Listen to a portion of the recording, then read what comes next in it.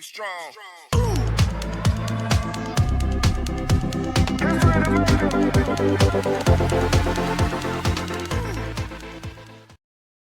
Why Qatar is so rich.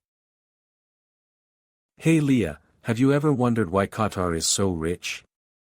Hi Alex, yes, I have actually. From what I've heard, Qatar has a lot of oil and gas reserves, which has helped them become wealthy.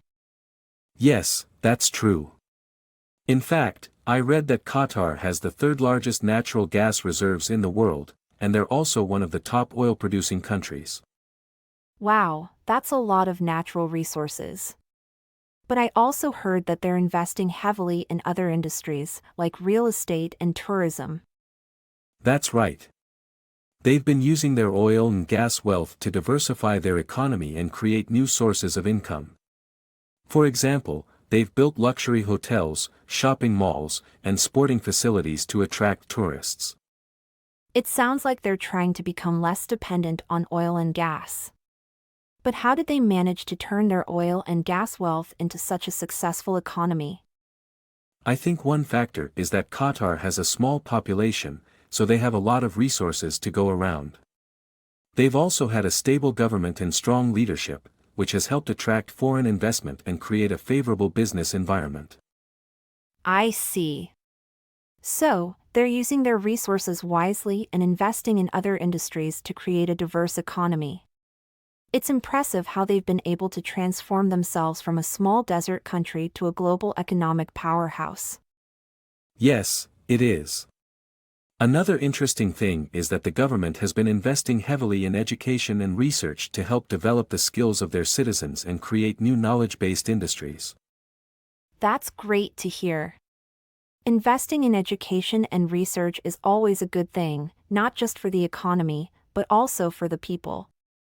Do you think other countries could learn from Qatar's example? Absolutely. I think there are lessons to be learned from how Qatar has managed their resources and developed their economy. Of course, not every country has the same natural resources or geopolitical advantages, but there are certainly some principles that could be applied in other contexts. That's true. It's always good to learn from successful examples and adapt them to our own situations. Thanks for the enlightening conversation, Alex. No problem, Leah. It was a pleasure talking with you about this interesting topic. Speaking of countries and their economies, have you heard about the concept of economic development? Yes, I have. It refers to the process of improving the economic, social, and political well-being of a country's people. It often involves increasing the country's income, reducing poverty, and improving access to education and healthcare. That's right. Economic development is often a key priority for developing countries, which may have a high poverty rate and limited resources. There are various strategies that countries can use to promote economic development, such as investing in infrastructure, encouraging entrepreneurship, and promoting international trade. It's interesting that economic development can be such a complex and multifaceted process. It seems like there are many different factors that can contribute to a country's economic success, including political stability, access to resources, and cultural attitudes towards entrepreneurship and innovation. Yes, there are many factors at play. And even within a single country, there can be significant differences in economic development between different regions or demographic groups. It's not always easy to address these disparities, but it's an important challenge for policymakers and development practitioners.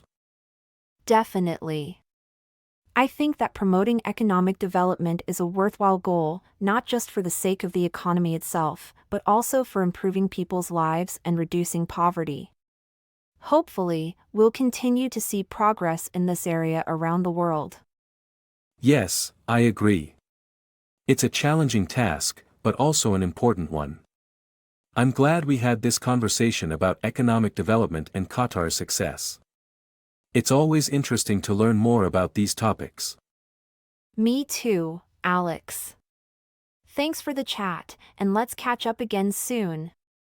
Sounds good, Leah. Take care, and talk to you soon.